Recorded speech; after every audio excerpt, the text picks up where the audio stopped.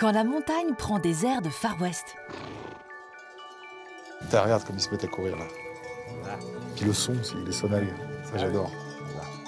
Dans la vallée de l'Ubaye, d'étonnantes villas nous emmènent en voyage aux Amériques à travers l'incroyable épopée des habitants de Barcelonnette. Et à l'époque, le style art déco, c'était le nec plus ultra, ce qui est plus moderne, futuriste même. En alpage, on trouve de drôles de cactus et kissifrates typiques. Ce sont des vraies épines. Hein. Avec les baies de genévrier et un vieil alambic de montagne, deux jeunes frères produisent ici une vraie boisson de cow-boy. Viens voir. Ça, c'est une piscine de gin. Enfin, Laurent descendra les eaux cristallines de la rivière pour une chevauchée nautique sur le lac alpin de Serponçon. Bienvenue dans la vallée de l'Ubaye, le dernier Far West.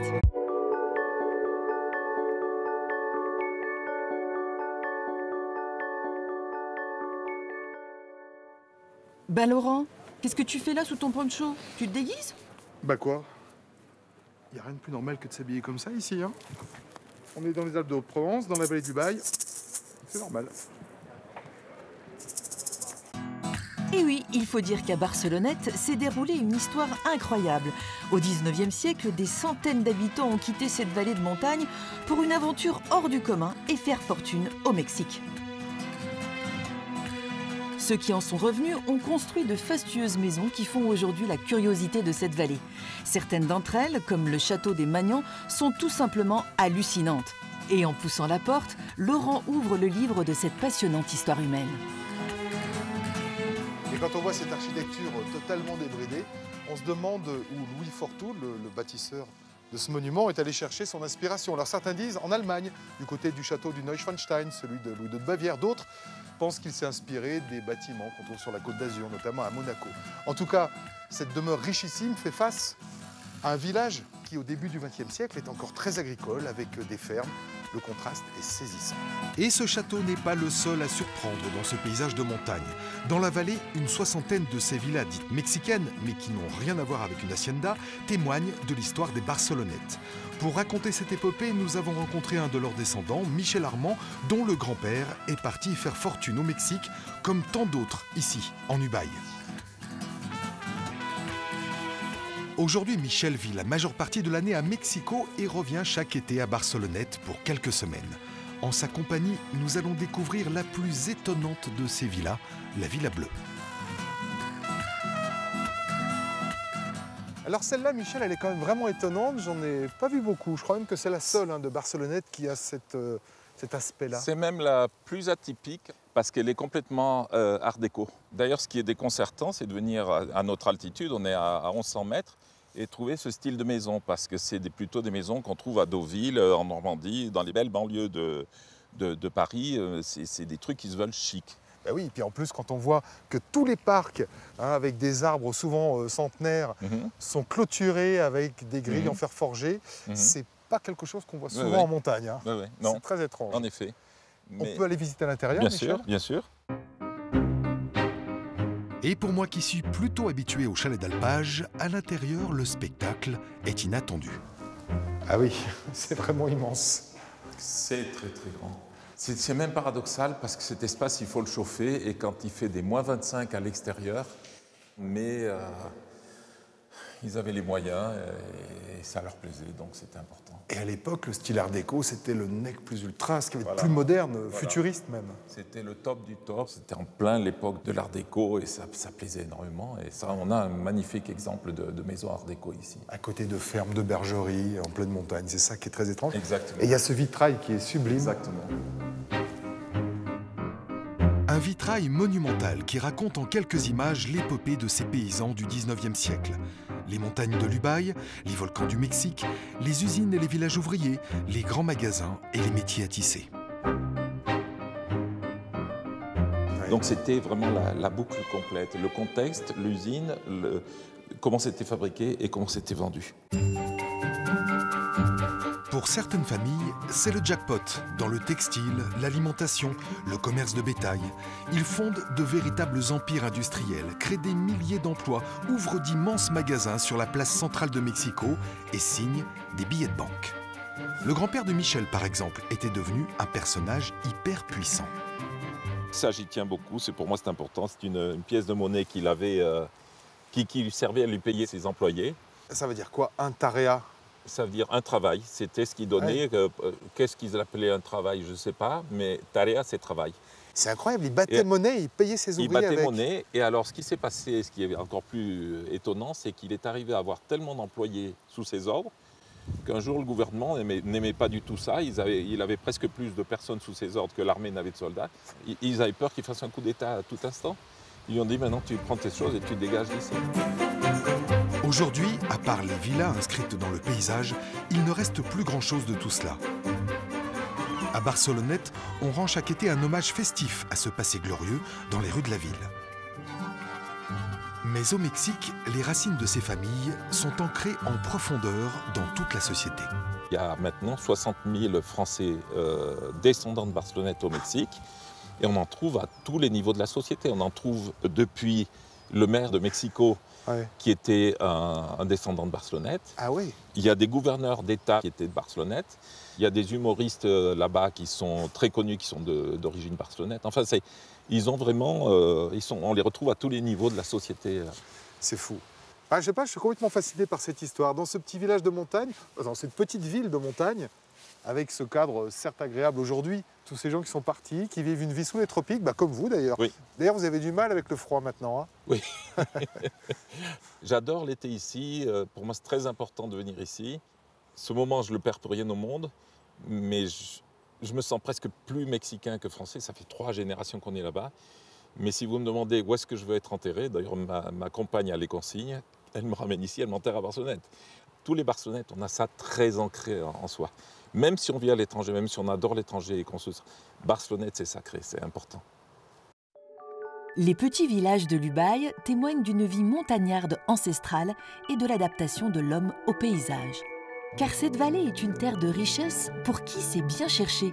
Sur l'alpage du Mélézin, à 1600 mètres d'altitude, c'est l'heure de la cueillette de petites pépites bien cachées dans cet arbuste qui sait se défendre. Aïe. Ce sont des vraies épines. Hein. Alors, vous savez ce que c'est, ça? Mais non, ce ne sont pas des myrtilles. Ce sont des baies de genévrier. Vous savez, ce qu'on met dans la choucroute. Ben oui. Alors, quel rapport avec la montagne? Bon, disons qu'on n'est pas dans les Vosges, donc on ne va pas vous parler de choucroute, mais avec ça, on peut faire du gin. Et oui, vous savez, cet alcool blanc et fort qui nous rappelle des mauvais souvenirs de soirées étudiantes un peu trop arrosées. Eh bien, voici 2 frères qui ont fait le pari de redonner noblesse à cette boisson en créant le premier gin des Alpes. Sur l'alpage au-dessus de chez eux, ils montent chaque automne pour se frotter aux épines du genévrier. Un seau, des manches longues et des gants renforcés, me voici prêt pour le combat.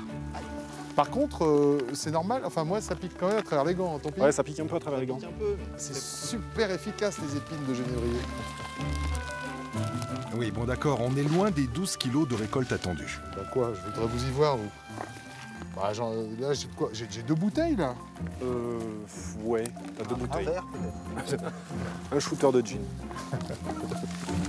Une baie de genévrier met 3 ans pour mûrir. Et moi, j'ai beau chercher, je ne trouve que des vertes et des pas mûres. Mais attends, vous l'avez déjà fait. Non, mais pendant que j'étais en train de parler aux téléspectateurs, vous l'avez déjà complètement ruiné, l'arbre, là, il n'y a plus rien. Voilà, bah, pourquoi on ne veut pas commencer par celui-là? Excuse-moi, regarde, tu fais comme ça, et tu fais comme ça. Exactement. Et là, ça marche. Quel beau geste. Est-ce que je verse dedans ou Oui, tu peux les ouais verser dedans. Allez, ma vendange. On mutualise les récoltes. Pas mal. Il y a un peu d'épines avec. Bon, oui, bah, quoi. Ça donne du goût. Tu feras une cuvée spéciale Voilà, chronique d'en haut avec goût d'épines garanti. C'est étonnant parce que j'avais l'impression que c'était une plante de garrigue qu'on retrouvait dans la garrigue. Peut-être pas celle-ci, mais... Ouais, tu peux en trouver en Provence, mais... Mais il se trouve qu'ici, faut dire qu'on est dans les Alpes de Haute-Provence aussi, et dans la vallée de l'Ubaye, on a ces 2 terroirs. Le terroir des Alpes, on trouve du génépi, de l'Edelweiss sur les sommets, et puis aussi des plantes de Provence, comme de la lavande sauvage ici, pousse de la lavande sauvage. Ouais. C'est le subtil mariage des Alpes et de la Provence. Voilà. On essaie de réaliser ça. Ah non, alors là je dis bravo. Mais bon, et ben on va faire du gin. Allez, on va faire du gin. Non, parce que c'est pas tout de cueillir, mais il faut quand même voir ce que ça fait à l'arrivée. Tiens, je te donne les 3 belles. Regarde, il est lourd. Quelle cueillette. Fais du bruit, fais du bruit.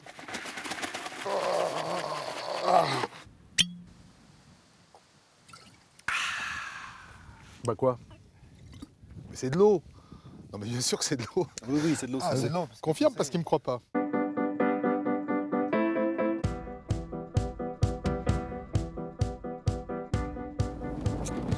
Et voilà. Maintenant, on va aller tamiser tout ça pour enlever les bestioles, les graines vertes et puis les épines. Puis après, il va nous expliquer comment il fait du gin avec ça. L'entreprise est familiale. Benoît et Jérôme ont repris l'activité de leurs parents maraîchers en l'orientant de façon créative vers le monde des liqueurs et des spiritueux. Gin, pastis, eau-de-vie et bientôt whisky. Tout sort de cette drôle de machine infernale pilotée par Daniel, le père.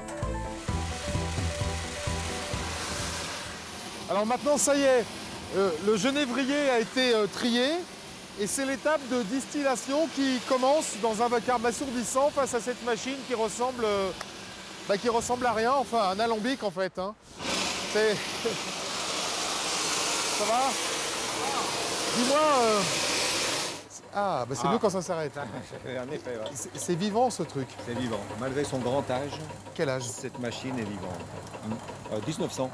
Ah oui, c'est un alambic qui a plus d'un siècle. Il y a plus d'un siècle, voilà. Et c'est étonnant de voir que quelque chose aussi précis que la fabrication d'un bon alcool démarre avec une vieille machine qui a plus d'un siècle, qui ressemble à, tu sais, une vieille locomotive à vapeur de toutes les toutes premières. Ça, oui. Mais en fait, nous sommes dans une période où on a l'impression que tout ce qui est ancien ne marche pas bien ou est un petit peu bancal. En fait, on se trompe énormément. Ouais. Parce que en fait, les choses anciennes marchent bien. En tout cas, toi, ça te plaît. Moi, ça me plaît, oui. Et puis il y avait cette volonté aussi de transmettre un petit peu ta passion, de transmettre l'entreprise d'origine agricole à tes enfants qui l'ont développé et qui font des produits différents quand même. Différents. Parce que le gin, je n'aurais jamais fait de gin moi-même. Ouais. Parce que le gin, je connaissais que le nom. Ouais. Quand Benoît m'a dit qu'il voulait faire du gin, je suis allé acheter un gin au supermarché, je l'ai goûté, je dis c'est affreux, il ne faut jamais faire une chose pareille. Et donc après, quand il a fait ses essais, quand même, j'ai trouvé qu'il avait fait un bon produit. Ah oui, oui, ça sent bon. À la sortie de l'alambic coule un élixir qu'il vaut mieux ne pas boire tout de suite. Donc là, le produit est pour le moment, est autour des 85%, voilà. Viens voir. Ça, c'est une piscine de gin. C'est ça. On peut s'y tremper, mais après, bon... Et ça sent le gin. Ça sent très fort le gin. J'en ai jamais vu autant. Hein. Et Benoît et Jérôme, vous venez goûter votre propre produit? Allez. Avec modération, évidemment.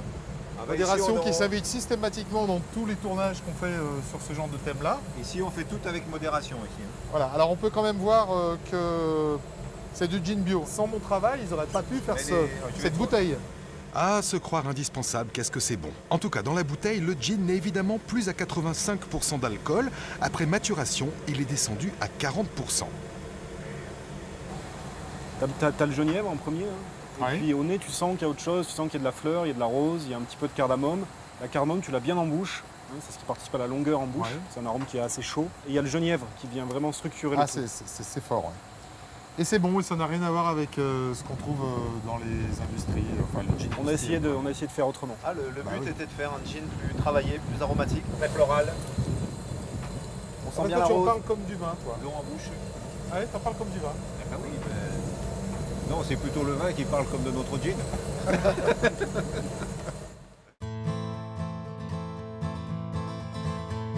Bienvenue dans le vallon du Laverque, au bout du monde diront certains, en tout cas au bout de la route qui depuis longtemps n'en est plus une. Laurent va rencontrer la totalité des habitants de cette vallée, c'est-à-dire 3 personnes aujourd'hui. Et le premier d'entre eux, c'est Lucien, au volant de son 4x4. C'est un vrai 4x4 ça, hein, à l'ancienne. Oh mais il trace le chien hein, quand même. Luna! Allez, Luna! Allez Luna! File! Non mais elle prend des raccourcis elle. Lucien est la mémoire vivante du vallon du Laverque. Après avoir longtemps travaillé dans les parcs nationaux, il vit maintenant ici, à l'année, pour sa retraite, isolé du monde, à environ 30 minutes du village principal, dont dépend son hameau. Et alors l'hiver, tu fais comment pour aller chez toi? L'hiver, je prends cette 4x4, cette paire de clous, 4 chaînes, et jusqu'à 40 cm, je passe. Et le problème, c'est cette partie un peu plate, là. Il y a du vent, quand le vent d'est souffle, ça fait des congères. Alors là, quand il y en a trop, je suis coincé. Alors, Et alors là, tu m'emmènes où, Lucien? Eh bien, on va voir Dédé. C'est qui Dédé? Le berger du Laverque. C'est vraiment quelqu'un que j'apprécie beaucoup, qui a des valeurs, hein, des grandes valeurs. Voilà.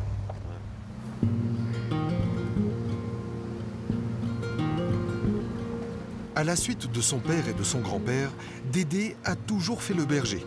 Il a aujourd'hui 60 ans. Son visage buriné par le soleil, son sourire et ses yeux pétillants en disent plus que ces mots que l'on ne comprend pas toujours avec l'accent. Ça va Dédé? Ça va. Alors, c'est bon aujourd'hui? De semaine du semaine. De semaine en semaine? Avec un bouquin d'assaut, puis voilà. Et comment il s'appelle le cheval? Jamina. Jamina. Et Dédé, pourquoi tu utilises un cheval alors pour ça? Pour économiser les abats. Non, mais ça, puis c'est une passion aussi. Ouais. Que mon père m'a donné. Et t'as jamais eu envie de quitter la vallée, toi? Ah non, non. Surtout pas. Peut-être qu'il y a d'autres montagnes qui sont peut-être plus jolies. Je sais pas, mais... Non, moi je te dis que c'est quand même pas mal. J'en ai vu beaucoup des vallées, mais là franchement celle-ci elle est belle. Je ne peux pas dire, mais non, je suis là, puis ça a toujours été, puis même après qu'il est toujours à la retraite, bon, mais je serai toujours là. Tant que mon cœur me dira de monter, mais je monterai la voiture, mais... Ouais. Ah oui. Et avec les touristes, ça se passe bien, la cohabitation avec les troupeaux, ils sont pas... Là, il y a toujours un petit pourcentage qui en a toujours qui sont peu, mais surtout avec les chiens. Ouais.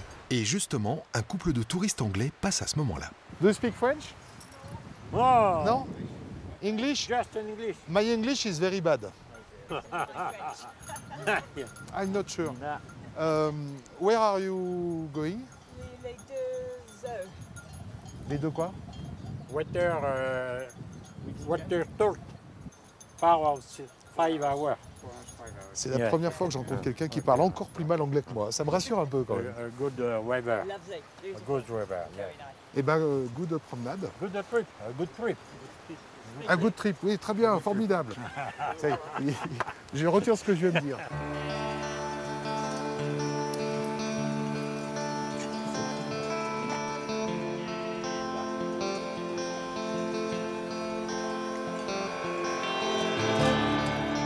Voir Dédé conduire son troupeau sur son cheval blanc est une image forte que l'on n'oublie pas.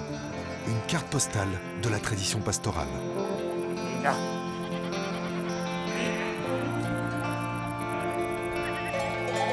Viens ici. Viens ici. Alors tu vois, il y va tranquille avec le cheval et les 4 chiens qui le suivent. Là, il bosse un peu moins les chiens du coup. Ah ben, les chiens, ils sont là quand il faut rassembler le troupeau, quand ils veulent aller dans un coin, il ne faut pas qu'ils y aillent. Quand il leur commande de rassembler le troupeau, Ouais. ils partent à toute vitesse et ils rassemblent le troupeau. Ils ne font plus qu'un seul troupeau ensemble quand même. C'est une belle image, hein. Putain, regarde comme ils se mettent à courir là. Puis le son aussi, les sonnailles, ça j'adore.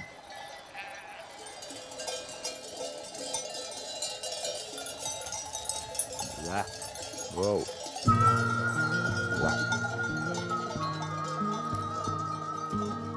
Pour Lucien, il ne faudrait pas repartir du Laverque sans avoir visité le petit hameau de l'abbaye. Car c'est pour lui l'origine de l'histoire humaine de ce vallon, d'abord habité par des moines et autour desquels la population s'est installée. Et alors là, c'est le berceau de ta famille ici. C'est le berceau de ma famille, de mon père et de ma mère, des deux familles.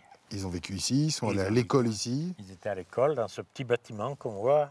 Et il y avait beaucoup de hameaux quand même, hein. Il n'y avait pas que celui-ci, il y en avait plusieurs dans la vallée. Dans la paroisse du Laverque, il y avait 14 hameaux, 400 habitants à peu près. 400 habitants 400 dans cette vallée. habitants. Et 100 gamins dans les écoles. Il y avait 3 écoles. Une Et parce ici, que là, t'en fais pas rentrer 100 quand même. non, une ici, ben des fois, ils étaient tellement nombreux qu'il y avait une équipe du matin, une équipe d'après-midi. J'ai une photo de mon arrière-grand-père qui arrive avec l'institutrice sur son âne. C'était des débutantes, c'était la première année, on les nommait ici, elle restait une année, puis vite elle partait. Tu m'étonnes, ouais. Dans ce western des temps modernes, après le bon et le berger, voici la bergère. De son vrai prénom Christiane, éleveuse d'un petit troupeau de chèvres qui lui appartient, elle vend ses fromages au village ou sur les marchés. Et ses bêtes, c'est un peu comme ses filles. Ben, elle, je l'ai élevée au biberon. C'est ma petite chouchou, alors elle suit tout le monde. Non, ne la menez pas chez vous, elle va rester là. Tout comme Dédé, Christiane vit en harmonie avec son cadre de travail. Car ici, mine de rien, elle est à son bureau. Je suis en train de faire mes comptes. Les fromages vendus cet été. Vu que j'ai pas trop de temps le soir à la maison, je suis fatiguée et là au moins j'ai le temps.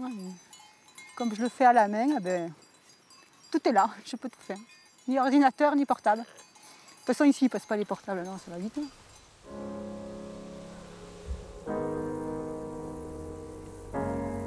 À côté de la maison de son père, qu'il a retapée de ses propres mains, Lucien cultive son jardin, travaille dans son potager et entretient la mémoire du vallon.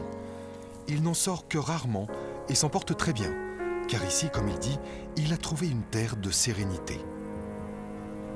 Le plus important pour toi, alors, ici, au Laverque, c'est quoi?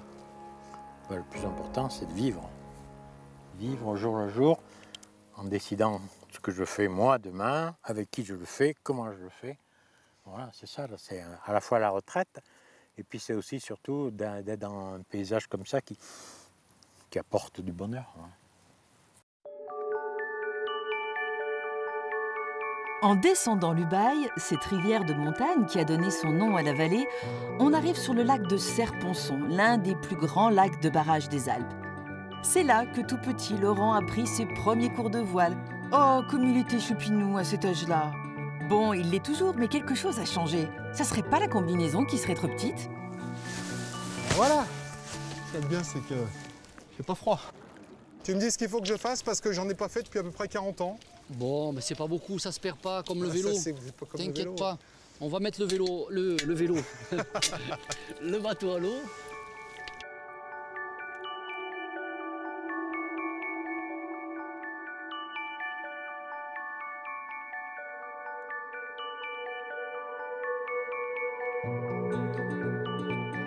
Sur ce genre de petit catamaran, la sensation de vitesse vient très vite. Et je retrouve avec bonheur les joies de la glisse nautique.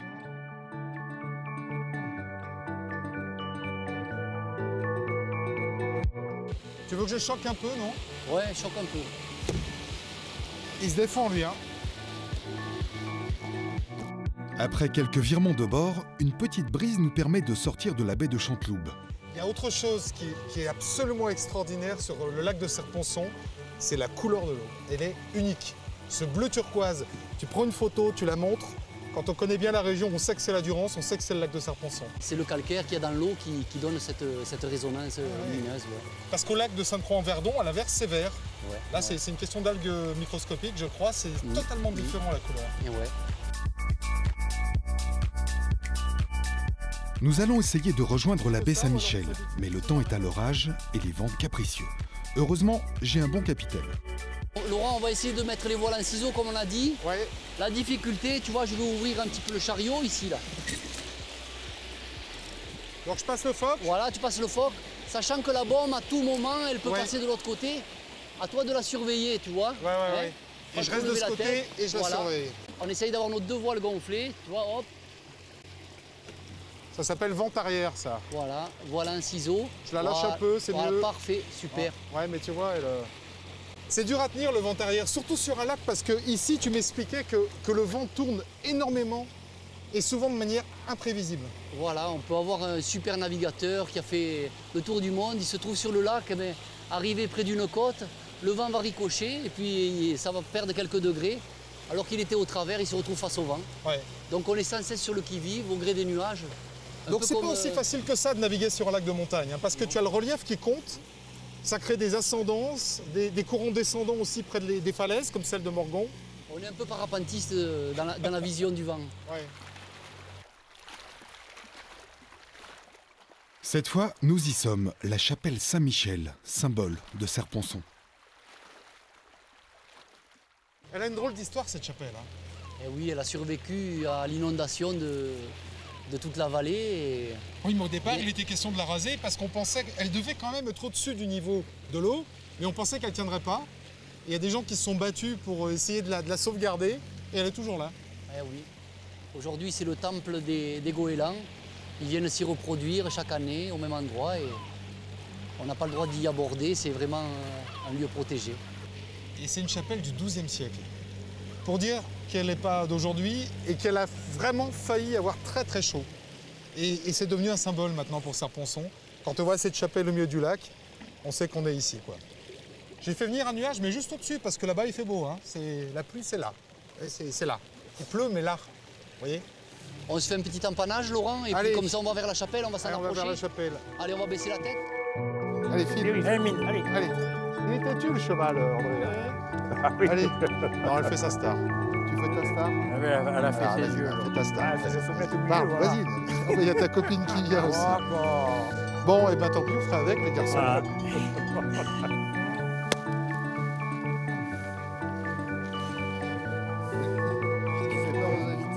Monsieur Frumillon en pleine action.